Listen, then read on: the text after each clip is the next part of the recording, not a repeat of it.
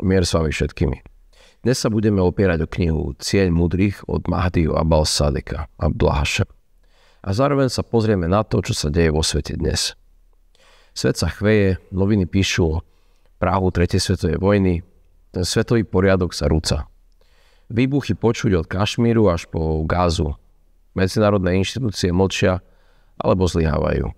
Politologička Fiona Hill dokonca povedala, 3. svetová vojna už začala, len si to nechceme priznať. Prieskum z maja 2025 ukázal, polovica Európy a takmer polovica Američanov verí, že do 5 až 10 rokov vypukne ďalšia svetová vojna. Väčšina sa bojí jadrových zbraní a strát na životoch, väčších než v druhej svetovej vojne. Toto nie je strašenie, toto je realita, ktorá znie z úst lídrov aj z tituliek novín. V Cieli múdrych čítame: Kain videl, že Boh prijal Abelovú obetu. Závisť mu zatemnila srdce. Postavil domy ohňa a obetoval ohňu.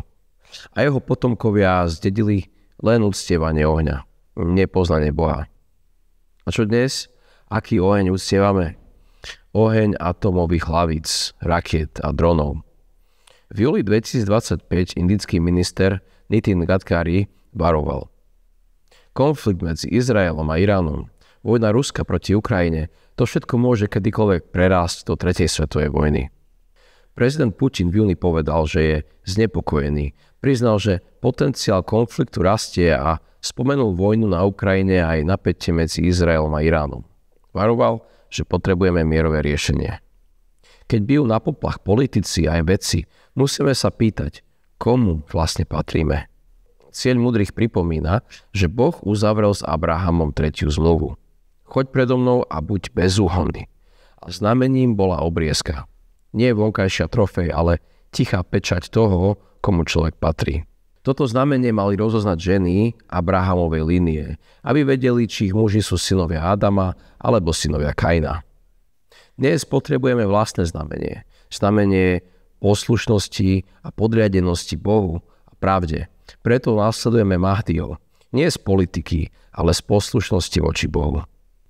V knihe Cieľ múdrych čítame aj o Sodome a Gomore, mestá plné krutosti, násilia a zvrátenosti. Lot váhal, anjeli ho museli doslova vyťahnuť von a mestá boli obrátené na ruby. A dnes bombardovanie Gázy, ktoré porušuje medzinárodné rozsudky. V Sudáne ničené prístavy s humanitárnou pomocou. V Kašmíre si vymieňajú rakety dve jadrové mocnosti. Nie je toto opakovanie Sodomy pred našimi očami. Na začiatku sme hovorili o číslach a varovaniach. Nie preto, aby sme šírili paniku, ale aby sme sa prebudili. Lebo čas sa kráti. Mahdi Abal Sadek Abdulláha od neho je mier učí, že Kainová línia uctievala oheň a stratila poznanie Boha. A dnes naša civilizácia uctieva ohnivú silu zbraní a stratila bohabojnosť. Už v roku 2022 predseda výboru OSN povedal, že svet stojí na prahu 3. svetovej vojny. A v roku 2025 väčšina ľudí očakáva, že ich krajina bude do vojny zatiahnutá. Čo ešte potrebujeme, aby sme sa prebudili? Priatelia, Mahdiho nenásledujeme zo slepej viery. Následujeme ho, lebo vidíme, že sa plnia proroctvá. Národy stoja na pokraji konfliktu. A kto má oči, ten vidí. Strach je prirodzený, ale strach nie je cieľ. Cieľ je prebudenie sa. Boh nechce, aby sme horeli v ohni nenávisti. Chce, aby sme sa k nemu obrátili. Preto vás volám. Obnovme svoju zmluvu s Bohom ako Abraham. Nenechajme sa vtiahnuť do ohňa odplaty.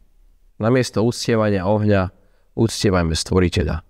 Ak dnes lídri varujú pred 3. svetovou vojnou a ľudia sa boja jadrového holokaustu, o to viac potrebujeme počúvať Mahdiho hlas a Božie slovo.